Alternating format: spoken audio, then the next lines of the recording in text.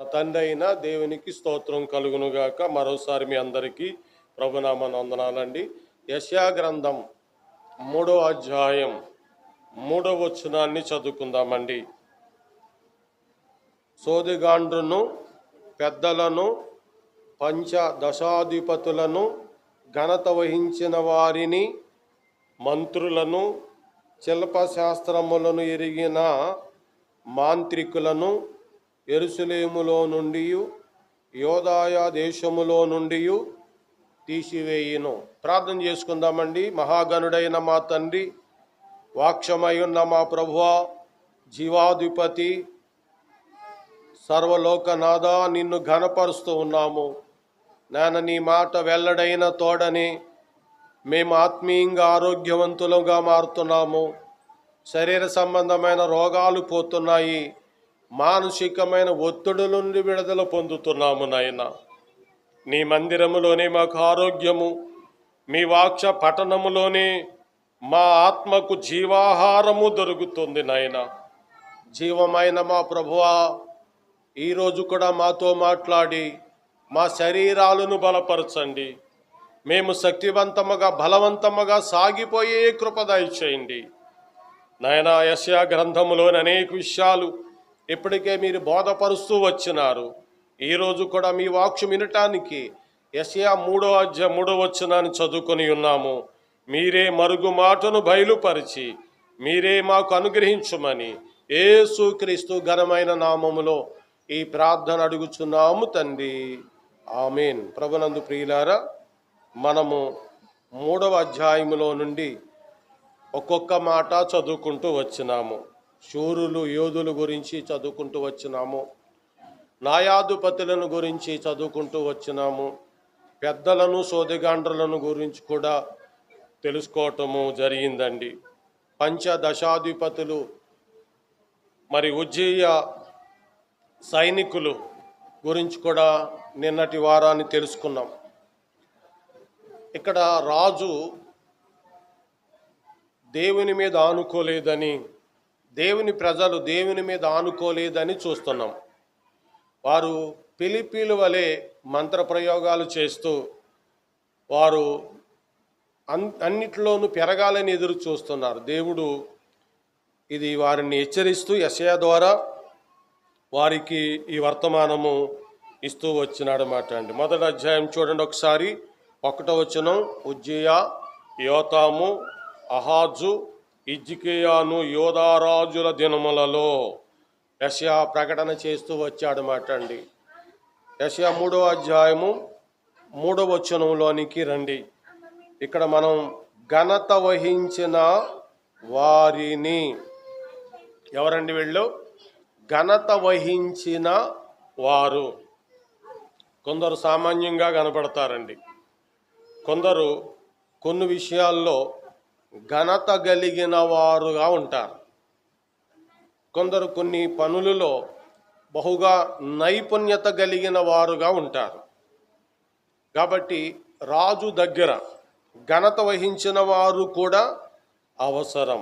నేడు ఇజ్రాయిల్ దేశంలో ఘనత వహించిన వారు ఉన్నారు. వారిని సూపర్ పవర్ సైనికులు అని చెప్తున్నారు. వారిని గురించి మనకి ఎప్పుడు తెలిసిందంటే, ఆ కరుడు గట్టిన తీవ్రవాదిని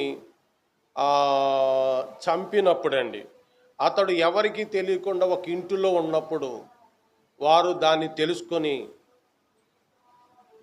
మనం మాట్లాడుకున్నంత చేపట్లో ఇంటిలోనికి వెళ్ళి తనను హత్య చేసిన వారు చాలా చురుకైన వారు, చాలా యాక్టివ్గా పనిచేస్తారు. ఇట్లా ఆ రోజుల్లో ఆ ప్రభుత్వాల్లో ఇలాగా, అంటే ఇలాంటి జాబులు కలిగిన వారు కూడా ఉండేవారు అన్నమాట. దేవుని యొక్క ఉద్దేశం ఏంటంటే, అందులో ఎలాంటి గనులున్నా, ఎలాంటి ఘనత వహించిన వారున్నా దేవుడు ఏమని కోరుతున్నాడు? తన మీద ఆనుకోమని కోరుతున్నాడు.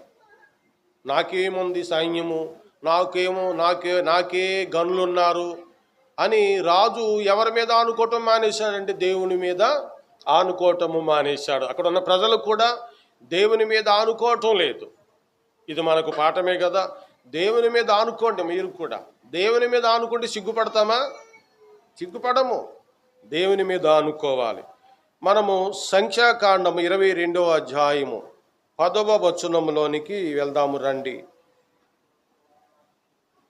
బిలాము దేవునితో ఇట్లా నేను షిప్పోరా కుమారుడైన బాలాకును మోయాబు రాజు చిత్తగించుము. ఒక జనము ఐగుప్తు నుండి బయలుదేరి వచ్చెను. వారు భూతలమును కప్పి ఉన్నారు. నీవు ఇప్పుడే వచ్చి నా నిమిత్తము వారిని శపింపుము. నేను వారితో యుద్ధము చేసి వారిని వేయుదునేమో అని వీరి చేత నాకు వర్తమానం పంపెను. అందుకు దేవుడు, నీవు వారితో వెళ్ళకూడదు, ఆ ప్రజలను శపింపకూడదు, వారు ఆశీర్వదింపబడిన వారని బిలాముతో చెప్పాను. ఇంకా చదవండి. కాబట్టి బిలాము ఉదయమున లేచి బాలాకు అధికారులతో, మీరు మీ స్వదేశమునకు వెళ్ళిడి, మీతో కూడా వచ్చుటకు యెహోవా నాకు సెలవియ్యనని చెప్పుచున్నాడనగా, మోయాబు అధికారులు లేచి బాలాకు నొద్దకు వెళ్ళి, బిలాము మాతో కూడా రానొల్లడాయననిరి. అయినను బాలాకు వారి కంటే బహుఘనత వహించిన మరి ఎక్కువ మంది అధికారులను మరలా పంపెను. ఇక్కడ బిలాము రాకపోతే షిప్పోరా కుమారుడైన బాలాక్ అనే రాజు ముందుగా సామాన్యమైన అధికారులు పంపారు. వాళ్ళకంటే ఘనత వహించిన వారిని ప్రవక్త దగ్గరికి పంపాడు. ఇందులో మీకు 2 ఉద్దేశాలు మీకు అర్థమైనవి. అధికారుల్లో ఓ మాదిరిగా పవర్ కలిగిన వారు, మరలా సూపర్ పవర్ కలిగిన వారు అన్నట్టుగా ఘనత వహించిన వారు. అంటే ప్రవక్తను ఒప్పించి తీసుకురాలేదు. ఇప్పుడు ఇంకా కొంతమందిని ఘనత వహించిన వారిని పంపిస్తే ప్రవక్తను ఒప్పించగలరు అని రాజు ఏం చేశాడు? ఇప్పుడు ఘనత వహించిన వారిని పంపించినాడు. అక్కడున్న స్టోరీ వేరైనా మనం ఇప్పుడు తీసుకునేది ఏంటంటే, రాజుల దగ్గర ఇలాంటి నైపుణ్యత కలిగిన పనివారు ఉంటారని మనకు అర్థమవుతుందన్నమాట అండి. మరి ఉజ్జియా రాజు కాలంలో కూడా అలాంటి వారే ఉన్నారు. బాలాకు రాజు కాలంలోనూ కూడా అలాంటి వారే ఉన్నట్లుగా మనం ఇందులో చూస్తూ ఉన్నామండి.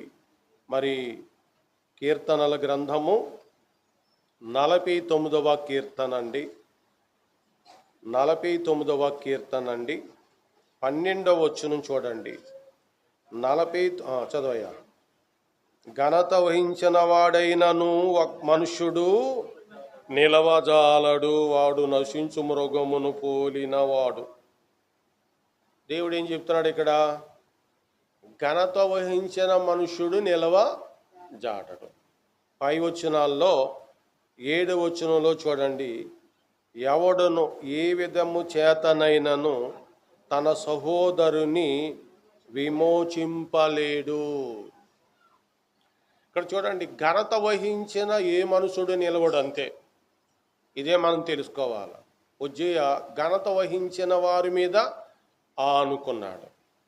7వ వచనంలో ఎలాంటి మనుషుడు కూడా ఏ మనుషుని కూడా విమోచింపలేడు. అంటే ఒక మనుషుడు ఒక మనుషుడిని విమోచించలేడు. మరి ఎవరికి సాధ్యం? చెప్పండి, ఎవరు విమోచించేది? మన ప్రభు అయిన యేసుక్రీస్తు. ఎవరు ఘనత వహించిన వారు? మన ప్రభు అయిన యేసుక్రీస్తు. మన ఇంటిలో ఎవరుండాలి? ఆయన ఉండాలి.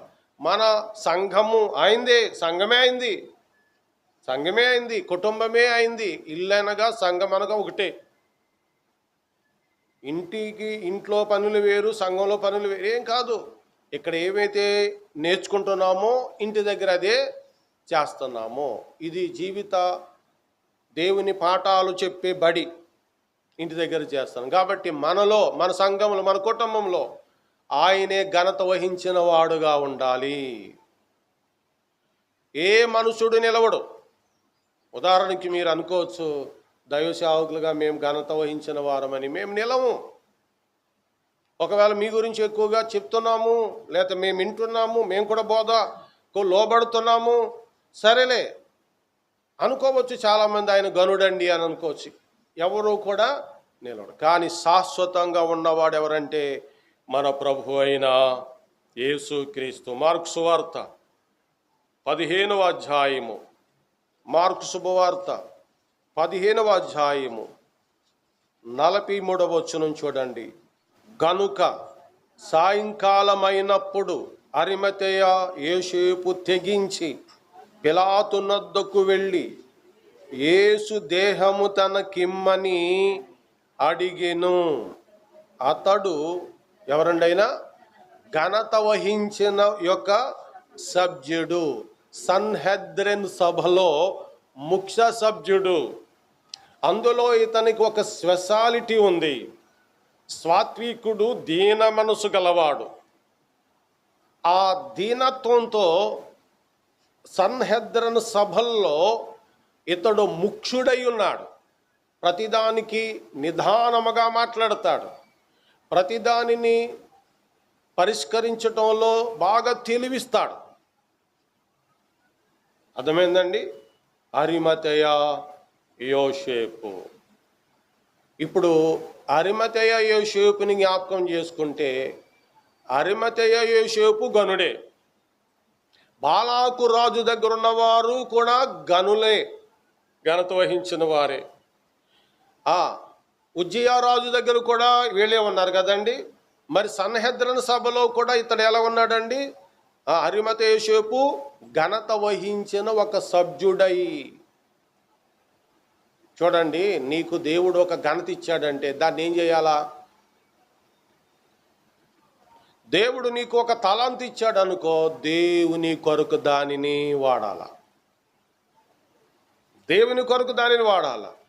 సన్హెద్రన్ సభలో అతడికి ఒక ఘనత ఉంది కనుక ఆ ఘనతను ప్రభువైన యేసుక్రీస్తు యొక్క దేహమును శిలువ మీద చనిపోయిన తర్వాత ఆయన యొక్క దేహాన్ని ఇమ్మని అడుగుటకు ఈ ఘనత వహించిన వాడు దేవుని కొరకు వెళ్ళినాడు.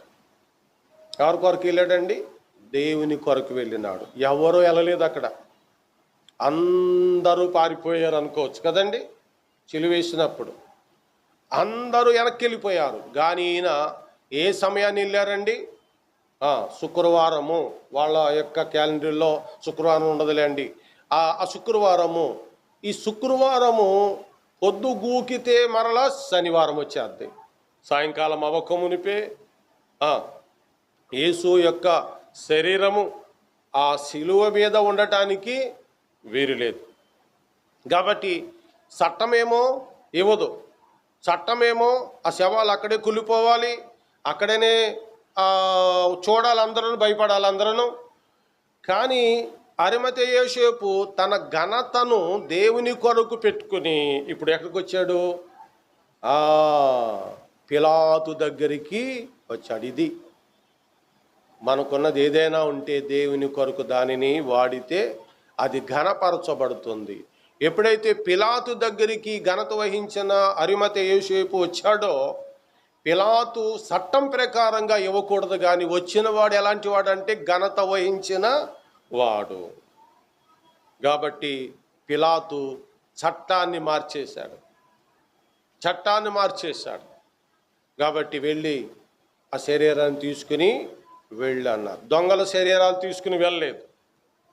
యేసు ప్రభు శరీరాన్ని శిలువ మీద నుండి దింపి చక్కగా నారబట్ట చుట్టి 150 శరీరాల ఆగరను తీసుకొచ్చి ఆ శరీరానికి పూచి, టైం అయిపోతుంది మోసుకొని వెళ్దారంటే కుదరలేదు. ఆ కొండ దిగు వచ్చేటప్పటికి 8-9 కిలోమీటర్లు నడిచి వచ్చారట. పొద్దుగూగిపోతుంది. కాబట్టి ఆ అరిమతెయ యోసేపు అనే ధనవంతుని సమాధి ఖాళీగా అక్కడ ఉంటుండగా తన సమాధిలోనే ఆ శరీరాన్ని పెట్టి సమాధి చేసినట్లుగా మనం చూస్తున్నాము.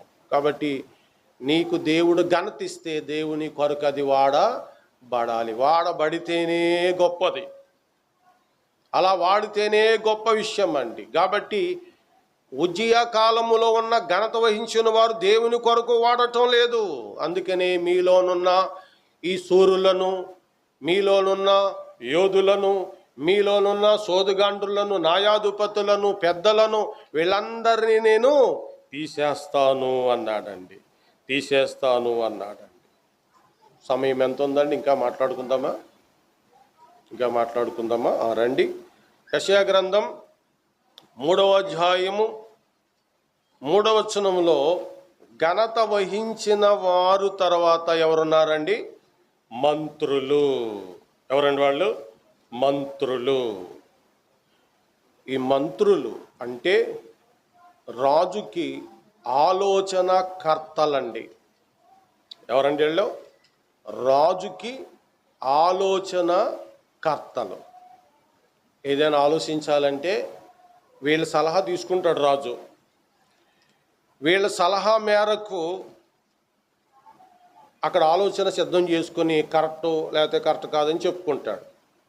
తనకు తానుగానే ఆలోచించుకోకుండా రాజుకి ఆలోచన కర్తలుగా వీళ్ళు ఉన్నారండి.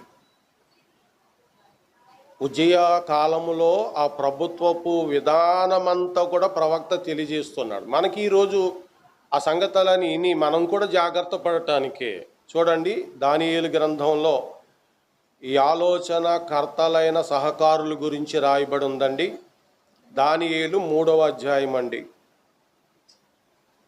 27వ వచనం అండి. అధిపతులను, సేనాధిపతులను, సంస్థానాధిపతులను, రాజు యొక్క ప్రధాన మంత్రులు కూడి వచ్చి ఆ మనుష్యులను పరీక్షించి వారి శరీరములకు అగ్ని ఏ హాని చేయకుండుటయు, వారి తల ఎంట్రుకలలో ఒకటైనను కాలిపోకుండుటయు, వారి వస్త్రములు చెడిపోకుండుటయు, అగ్నివాసనైనను వారి దేహములకు తగలకుండుటయు చూచిరి. ఎవరిలో? రాజుకి అధిపతులు ఇక్కడ ఉన్నారు, సేనాధిపతులు ఇక్కడ ఉన్నారు, సంస్థానాధిపతులు కూడా ఇక్కడ ఉన్నారని 27లో మనం చదువుతున్నాం. ఇందాక మనం చదువుకున్నాం పంచదశాధిపతులు అనే వర్గంలో వీళ్ళందరూ ఒక్కళ్ళమాట అండి. ఇప్పుడు ఇక్కడ ఏమని రాశారంటే రాజు యొక్క, చూడండి ఒక మాట పట్టుకోండి, రాజు యొక్క ప్రధాన మంత్రులు అంటే పైన ఉన్నటువంటి అధిపతులకి సలహాలు లేక పని చేయించుకోవటంలో, ఆర్డర్లు ఇవ్వటంలో, సైన్యాధిపతులకు, సంస్థానాధిపతులకు ఏదైనా సరే సలహాలు ఇవ్వాలి అంటే ఈ రాజు సొంతంగా దగ్గర పెట్టుకున్నటువంటి మంత్రులు ఆలోచనలు ఇచ్చేవారు. వీరితో మాట్లాడిన తర్వాత శతాధిపతులతో మాట్లాడతాడని అర్థం మాటండి. ఇప్పుడు ఈ మంత్రులు ఎవరి గురించి ఆలోచన ఇస్తున్నారు? ఆశ్చర్యం ఏంటంటే దేవుని కొరకు పడుచువారు నిలబడి ఉన్నారు. దేవుని కొరకు పడుచువారు నిలబడి ఉన్నారు. ఈ పడుచువారిని ఎలాగైనా అంతమొందించాలని ఒక చట్టం పెట్టారు. ఏం చట్టం? పిల్లన గ్రోబు ఓదగానే రాజు పెట్టిన ప్రతిమకు నమస్కారము చెయ్యి. అలా చేయని వాడు ఎవడైనా ఉంటే వాడిని ఏం చేస్తామని చెప్పారు? దండోరా అగ్ని గంధకముల గుండములో వేయును అని చెప్పి దండోర వేశారు. అసలు ఆ దండోర ఎందుకు పుట్టించారు? ఆ చట్టం ఎందుకు పుట్టించారు? ఇప్పుడు కూడా అదే, మన ఇండియాలో కూడా అలాగే జరుగుతున్నాయి కొన్ని. ఏదేమైనా క్రైస్తవుల యొక్క శాతం తగ్గించడానికి ఆయా చట్టాలు వచ్చినాయి. ఇప్పుడు కొత్త చట్టాలు వచ్చినాయి. ఏమండి, దేంతోటైనా ప్రభుత్వాలు నెగ్గొచ్చు. పాకిస్తాన్తో ఇండియా నెగ్గొచ్చు, చైనాతో ఇండియా నెగ్గొచ్చు, నేపాల్తో ఇండియా నెగ్గొచ్చు, బర్నబా లేతే అదే రంగునుంది కదండి దాంతో నెగ్గొచ్చు. సరిహద్దులు 6 దేశాల్లో శత్రు దేశాలన్నింటినీ ఇండియా నెగ్గొచ్చు. కానీ దేవుని మీద నెగ్గలేదు. దేవుని మీద నెగ్గలేదు. వారు దేవుని యొక్క భక్తులను, భూమి సూర్య చంద్ర నక్షత్రాదులను కలగచేసినటువంటి ఆ దేవుని నమ్ముకున్న విశ్వాసులను అనగదొక్కాలనుకుంటే గనుక ఇంకా పెరుగుతారే కానీ తరగరు. ఇంకా పెరుగుతారే కానీ తరగరు. ఎలాంటి చట్టాలు దేవుని ప్రజలను ఆపలేదు అనడానికి ఈ బబులోనులోనే ఈ అధ్యాయంలోనే ఉందండి. ఆ రోజుల్లో ఈ చట్టం చేశారు. వాళ్ళ ఆజ్ఞ ప్రకారంగా, వాళ్ళ చట్టం ప్రకారంగా వీళ్ళు దేవునికి ప్రార్థించలేదు, వాళ్ళు పట్టిన ప్రతిమకు నమస్కరించలేదు. కాబట్టి వీళ్ళని తీసుకెళ్ళి అగ్ని గుండంలో పడేసిన తర్వాత వీళ్ళకి ఆశ్చర్యమైంది. మనం 3 నేస్తే 4 ఉన్నారు. వారిని పైకి తీసుకొచ్చారు. పైకి తీసుకొచ్చిన తర్వాత వాళ్ళని పరీక్షించడానికి ఎవరు వచ్చారండి? మంత్రులు, రాజు యొక్క ఆలోచన కర్తలు. ఇక్కడ చూసారండి, ఎప్పుడైతే వీళ్ళు వచ్చి, అయ్యా వీళ్ళ ఎంట్రుకల్లో ఒక ఇంటికైనా రాలేదయ్యో అని చెప్పారు. వీళ్ళ వస్త్రాలు కనీసం అగ్నివాసన కూడా రావట్లేదు. ఎవరికి చెప్పారు? రాజుకి. అంటే వీళ్ళ నమ్మిన దేవుడే నిజమైన దేవుడే అని ఎవరు చెప్తున్నారు ఇప్పుడు? మంత్రులు. వీరి నమ్మిన దేవుడే నిజమైన దేవుడని మంత్రులు చెప్పారండి. కాబట్టి నెబుకద్నెజరు మంత్రులు ఇచ్చిన ఆలోచనను బట్టి ఏమన్నాడు తెలుసా అండి? ఇట్టి రీతిగా రక్షింపగలిగిన దేవుడు ఎవరైనా ఉన్నారా? కాబట్టి నా సంస్థానాధిపతులలో నా సమస్తములలో ఉన్న వారందరూ కూడా ఈ దేవుణ్ణి ఆరాధించాలని చెప్పాడు. అది మంత్రుల ఆలోచనలో దేవునికి మహిమ కలిగినవి. కాబట్టి ఉజ్జయ కాలంలో మంత్రుల ఆలోచన సరిగా లేదు. వీరిని దేవుడు తొలగిస్తానని చెప్పినాడండి. యెషయా గ్రంథము 9వ అధ్యాయము 6వ వచనం అండి. ఇక్కడ ఎవరు మనకి నిజమైన మంత్రి? ఎవరు నిజమైన మంత్రి అంటే చూడండి, 9:6 అండి. ఆలయనగా మనకు శిశువు పుట్టెను, మనకు కుమారుడు అనుగ్రహింపబడిను, ఆయన భుజము మీద రాజ్యభారముండును, ఆశ్చర్యకరుడు, ఆలోచన కర్త. నిజమైన మంత్రి మన ప్రభు అయిన యేసుక్రీస్తు. మన ప్రభు అయిన యేసుక్రీస్తుకే ఘనత కలుగును గాక. ఆయన ఆలోచన చొప్పున నడిచిన ప్రతి ఇల్లు క్షేమంగా ఉంటుందండి. తన ఆలోచన ప్రకారంగా నూతనంగా జతపరచబడిన దంపతులు నడిస్తే వారు కుటుంబములు ఎలా ఉంటారో తెలుసండి? ప్రభు సన్నిధాన వర్తనులై ఉంటారండి. ప్రభు సన్నిధాన వర్తనులుగా ఉండి అకుల్లా ప్రిస్కిల్లలాగా, అబ్రహాము శారాలాగా వారు సంసారమును వృద్ధి పొందించుకుంటారండి. ఎందుకని అనగా ఈ ఆలోచనకర్త అయిన యేసుక్రీస్తు వారికి మంత్రిగా ఉంటారు. అందుకనే సంగమా, మనలో మంత్రులు ఉండాలి, మనలో ఘనత వహించిన వారు ఉండాలి, మనలో ప్రవక్తలు ఉండాలి. కానీ మనలో సోదుగాండ్రులు ఉండకూడదు, మనలో ఈ మంత్రిగాళ్ళు ఉండకూడదు. కాబట్టి వీరు దేవుని కొరకు బ్రతకాల, దేవుణ్ణి ఘనపరిచే మంత్రత్వం చేయాలి, దేవుణ్ణి ఘనపరిచే ఘనత వహించిన ఆ యొక్క విధానాన్ని వాడాలి, అలా వాడి ఘనపరచబడాలి. కాబట్టి మనలో, మన సంఘంలో ఈ ఘనత వహించిన వారు ఉండాలి, మంత్రులు ఉండాలి. అనగా మన ప్రభు అయిన యేసుక్రీస్తే అందరికీ చాలిన దేవుడు. ఆయనకి మహిమ కలుగును గాక.